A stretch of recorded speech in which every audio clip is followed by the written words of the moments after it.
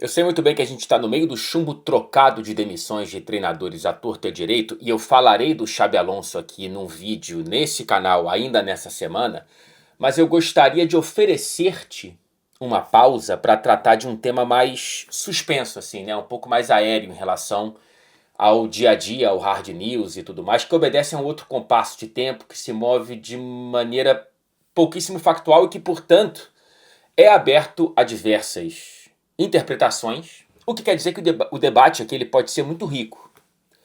É um tema espinhoso, eu já trisquei um pouquinho nele num vídeo no ano passado, que se eu lembrar eu vou deixar aqui na tela para se você quiser utilizar como um vídeo sequência desse aqui, mas hoje é por um outro ponto de vista, por uma outra perspectiva pela qual eu vou entrar aqui nesse tema. É uma arapuca, né? E eu vou cair parcialmente nessa arapuca de tentar traçar um paralelo perigoso e muitas vezes superficial e irresponsável entre o futebol brasileiro e o futebol europeu, no meu caso, entre o futebol inglês que eu vi e vejo e o futebol brasileiro que eu mais vi do que eu ainda vejo. Antes de entrar nos pormenores desse vídeo, eu quero falar de uma vestimenta que cabe tanto no torcedor daqui quanto no torcedor daí, que cabe tanto no Fred repórter aqui quanto no Fred repórter quando trabalhava no Brasil, que é a pluralidade e a versatilidade da Insider. E você pode aproveitar o ensejo da provável enésima tentativa de recomeço com a virada do ano, né? Novos hábitos, no entanto, não precisam ser tão dramáticos. Eles podem ser simplesmente a roupa que você decide usar a cada manhã. Essa decisão, ela pode ser uma das mudanças nessa virada de ano, e as peças da Insider, elas se encaixam em qualquer contexto, né? Trabalhar de casa, ficar em casa, ir pra rua, encontrar com amigo, encontrar com amiga, exercício, enfim. A escolha da sua roupa também pode ser vista como a escolha da leveza para o seu dia. Olha só que bonito. Então, neste mês, você pode aproveitar mais uma vez o meu cupom, que em janeiro de 2026 é dinâmico, tá? O cupom Fred Caldeira tudo junto, ele oferece 10% de descontos para clientes recorrentes, que já estiveram aqui utilizando o cupom, e 15% para os debutantes, que estão agora botando o pezinho na água da Insider. Eu te convido a se juntar, seja você um caso, seja você outro. Cupom Fred Caldeira, clicando no link fica tudo mais fácil para você ter o cupom adicionado automaticamente ao seu carrinho. O link está na descrição e no comentário fixado desse vídeo, tá? Vamos lá, o rótulo de país do futebol significa o que para você? A minha interpretação, olhando, claro, como brasileiro, é que esse rótulo ele nos cai muito bem porque fomos fundamentais, essenciais, instrumentais para a transformação de um esporte humano em um encanto sobre-humano, sem muito exagero assim, tá? Por conta basicamente de Pelé, mas não somente. O Brasil é o país do futebol, sim, para mim, por ter inaugurado o futebol enquanto arte. Já falei diversas vezes e volto a repetir. Desde que eu me mudei para fora do Brasil, eu senti o poder do Brasil enquanto sorriso para o resto do mundo, né? O Brasil, ele abre o sorriso de um motorista de táxi, seja na China, seja na Inglaterra, seja, sei lá, em qualquer outro país que eu pisei, por muita sorte por conta do trabalho, ele abre porque o Brasil, ele sorriu e fez as pessoas sorrirem com o futebol. Ponto. Há, no entanto, quem não goste desse rótulo, o Brasil é o país do futebol, por não gostar tanto assim da maneira com a qual nós nos relacionamos enquanto torcedores com os nossos clubes e com o nosso futebol. Como é que a gente pode ser o país do futebol se essa relação é tão tóxica? E esse é o cerne do vídeo de hoje, tá?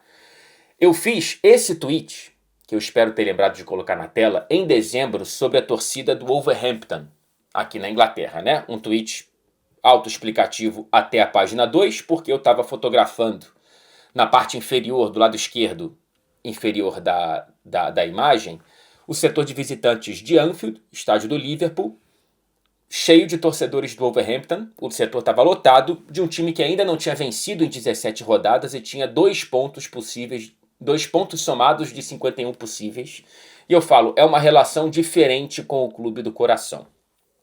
Por eu ter sido muito resumido, até pela dinâmica da rede, né, do Twitter lá, ainda mais depois dos problemas de gestão da rede social em questão, naturalmente ele veio algumas pancadas porque o meu tweet ele ficou muito aberto a interpretações e eu não estava com muita vontade de me debruçar sobre esse tema, e é para isso também que eu estou aqui. É uma outra relação com o Clube do Coração. O que é que eu quis dizer com isso, né?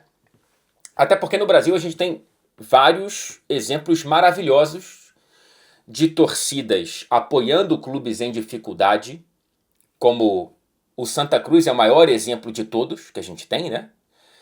Na última Série A você olha principalmente para o Sport, mas também para outros times que tiveram a presença da torcida, o próprio Juventude, por exemplo. Porém,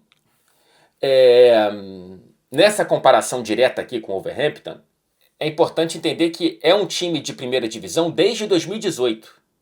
Chegou, nesse recorte, de lá para cá, a bater 7ª colocação da Premier League em 2 temporadas diferentes. Será que as torcidas de Sport, de Santa Cruz, de Juventude, do Vitória, sei lá, do Vasco, repetiriam o apoio nesses termos? Porque a reação aos resultados, ela depende diretamente das expectativas em geral, né? Se você é o Sport voltando à primeira divisão depois de um tempo distante e você tá brigando para não cair, tá próximo da expectativa da temporada, ainda que a temporada do Sport tenha sido muito pior do que o já imaginado dentro calçado com as sandálias da humildade. Porém, se você é o Wolverhampton, que está desde de 2018 na primeira divisão, quase pega vagas para a competição europeia em 2 temporadas, e de lá para cá você vem, né, caindo pelas tabelas, e agora praticamente rebaixado antes da virada do primeiro turno, será que é tão natural assim você continuar enchendo os jogos dentro de casa e tudo mais? E aí esse jogo fora de casa é só um exemplo porque eu estava nesse jogo em Anfield. E aí também é importante, por exemplo, antes de seguir adiante, deixa eu voltar. A questão de expectativa e realidade e reações, né? Veja, por exemplo, o novo grau de exigência da torcida do Bahia, né? Assim, temporadas que antes seriam absolutamente históricas para o clube, pelo menos no século XXI, já não são tão bem mais celebradas assim. Enfim, é natural, mas talvez a gente tenha um pezinho um pouco mais exigente nessa tecla. E aí eu tenho que dar alguns passos atrás para entrar em algo anterior ao futebol, que é cada país tem as próprias realidades, né? Isso é tão óbvio quanto importante. A média do valor do ingresso representa uma fatia do salário mínimo totalmente diferente aqui na Inglaterra e aí no Brasil. As distâncias entre estádios de cidades e estados são incomparáveis entre o pedaço de uma ilha, que é a Inglaterra, e um país continental, que é o Brasil. Isso aí precisa ser dito, e isso antecede qualquer debate que a gente possa ter nessa arapuca de traçar esse paralelo. E aí também a outra camada mais subjetiva, que é uma interpretação minha, não sei se você concorda. Eu desconfio que o papel do clube na vida do torcedor brasileiro, em comparação ao torcedor inglês, é essa comparação que eu estou fazendo o tempo todo aqui, também tem origem, em parte, na desigualdade, né? Na nossa realidade muito mais dura para a maioria da população no Brasil do que aqui na Inglaterra, né? A nossa exigência por alegrias, vitórias e títulos talvez venha por conta dessa realidade um pouco mais sofrida, e aí o futebol vira um refúgio. O futebol ele vira muito mais o centro da gravidade da alegria para quem é torcedor, né? Tem muita gente no Brasil que não liga para futebol. Eu estou tratando aqui das pessoas que gostam de futebol, e aí eu acho que o futebol ganha um papel muito mais importante também por conta dessa realidade um pouco mais dura. Só isso não explica, é claro. Olha para os argentinos, a relação deles completamente diferente, num país também com uma história muito sofrida, com as próprias desigualdades, etc e tal, mas a relação deles com os próprios clubes e com o futebol é muito diferente da nossa. Por quê? Eu tenho muita curiosidade. Esse vídeo aqui é muito mais sobre dividir algumas impressões e depois ler nos comentários as impressões que vocês tenham, do que pontos finais e de exclamação aqui, sabe? Assim, eu acho que é um debate mesmo. E aí, para chegar mais direto ao ponto, né? Eu desconfio que a nossa relação é mais com a vitória do que com o esporte em si. Acho que já está bem claro que eu estou com esse ponto aqui, né? Basta ver, por exemplo, que vários esportes, para além do futebol, no Brasil, ganharam tração quando brasileiros brilhavam e depois, quando deixavam de brilhar, esses esportes foram praticamente esquecidos, né? Olha para a Fórmula 1, olha para o tênis, olha para o vôlei, para o MMA. Quando tem alguém ganhando, é muito acompanhado. Quando não tem um brasileiro ganhando, é muito menos acompanhado. O segundo maior esporte para o público brasileiro que gosta de esporte, ele vai tendo uma rotação de acordo com o grau de sucesso esportivo de um brasileiro ou de um time brasileiro. E aí eu imagino que a nossa relação dentro do futebol com a exigência por títulos também tem a raiz nos estaduais, né? Muito clube em todo o país ganha título todo ano. E até algumas décadas atrás ganhava títulos importantes, né? Olhando mais para os principais estaduais. Ainda tem muito estadual que é muito importante. Mas quando você olha para os principais estaduais, eles foram desnutridos. E aí eu acho que esse título hoje em dia não enche a barriga de praticamente ninguém. Né? Isso está mudando, mas eu não sei até que ponto esse costume de brigar por títulos historicamente ele vai se esvair tão rapidamente quanto a importância desses títulos estaduais. Outro ponto que eu acho que evidencia a nossa relação com a Vitória. Assim. Quem ainda torce para o São Caetano, para a Portuguesa, para o América do Rio, para o Bangu, quem seguirá torcendo para o Mirassol depois que esse sucesso esportivo pontual talvez se esvair? Assim. Só ganha um número. O São Caetano foi jogar a final da Libertadores com muito mais torcedores para além de São Caetano curtindo, como o Bangu quase foi campeão brasileiro para cima do Curitiba no Maracanã. E depois, né, não tem um apoio tão regular assim. São mais na casa dos poucos milhares do que nas dezenas de milhares de pessoas que de fato acompanham o dia a dia desses clubes que não ocupam hoje, na realidade do futebol brasileiro, o que já ocuparam, né? A posição que já ocuparam. E aqui na Inglaterra, o time da comunidade, o time da cidade conta muito. Ele realmente... as pessoas do lugar torcem para ele. Em alguns lugares, você pode até ter um time da Premier League e um time menorzinho. Como agora a gente viu o Macclesfield, do sul de Manchester, ganhando do Crystal Palace da primeira divisão. Talvez quem acompanha o Macclesfield tenha um time preferido na primeira divisão. Mas em geral não é assim. A galera torce só para esse time pequeno mesmo, independentemente da divisão que ele esteja. E vocês devem ter visto várias vezes nas redes sociais viralizarem imagens de estádios lotados no futebol inglês com 5.000 pessoas na quinta divisão. O Wrexham enchia o próprio estádio muito antes da grana de Hollywood chegar ali no país de Gales, né? Dentro de todos os contextos que eu já deixei bem claro que eu entendo aqui, tá? Tem muita diferença. Eu também acho errado quem rotula o inglês como mero espectador, como se fosse só um público de teatro que ficasse ali aplaudindo. É claro que é um jeito de torcer no estádio completamente diferente, e eu já falei 800 mil vezes e repito, que eu prefiro muitas vezes mais o clima de um jogo no Brasileiro, um clima de um jogo na Libertadores, do que o clima de um jogo na Premier League ou na Liga dos Campeões. Muito mais. Não tem nem comparação. Para o meu costume, para a minha régua. Eu lembro quando eu levei a minha esposa inglesa, a Sarah, para o Maracanã, ela ficou em êxtase com o ritmo da torcida, o quanto que a torcida do Fluminense não parava de cantar e etc e tal.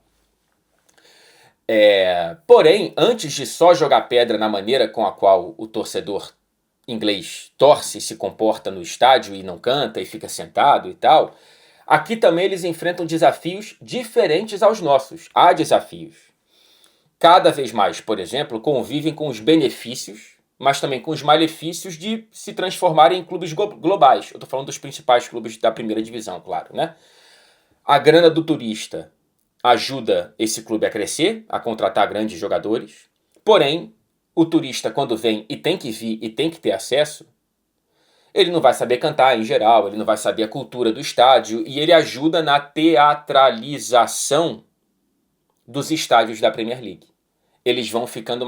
É uma linha muito tênue de administração entre eu quero manter o meu estádio pulsante, eu quero manter a arquibancada Kop de Anfield, eu quero manter Stratford End do Manchester United, eu quero manter a torcida do Arsenal ali em cima, porém, eu também quero fazer com que esse turista ele tenha acesso, ele tenha a possibilidade de vir.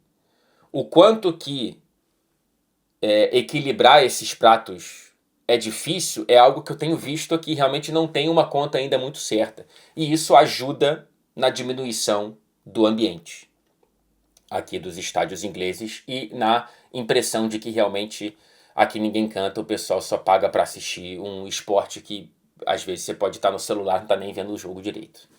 E isso também está acontecendo no futebol brasileiro com o aumento do valor dos ingressos, né? Você está trazendo pessoas que tratam aquilo ali como um evento e não como algo sagrado, e não como algo realmente importante para aquela pessoa. Então, assim, de um lado eu enxergo, para já chegar no fim do vídeo, né, que na Inglaterra tem, dentro de todos os pontos que a gente já trouxe aqui, né, dos perigos dessas comparações, tem uma relação da torcida com o próprio clube, de uma lealdade maior, sem exigências constantes. Para você ocupar o estádio, o time que tem que estar ganhando, o time tem que estar pelo menos ocupando ou aspirando a ocupar um degrau acima do que ele está. Se o time não estiver fazendo isso, ou estiver com a setinha apontando para baixo, com exceção de campanhas contra o rebaixamento, que aí qualquer clube enche mesmo, se você ficar muito tempo ocupando meio estagnado, a média de público vai cair, seja você o time que for. Aqui há uma lealdade, independentemente quase do campo e dos resultados. E em geral, no futebol brasileiro, por conta talvez dos clubes ocuparem, do futebol ocupar um ponto muito mais central na felicidade da vida das pessoas, e etc., isso acaba fazendo com que essa relação seja muito mais direta entre eu estou aqui se você me convencer a ficar, e se você me convencer a voltar, do que algo que seja menos transacional. Algo que, talvez até por você ter que abrir mão muito mais do teu salário, você exige muito mais de quem está dentro de campo, né? Enfim, são os meus 50 centavos aí para ver se eu escuto mais também, né? Porque é um debate que eu adoro ter em mesa de bar e eu estou trazendo aqui pro canal também.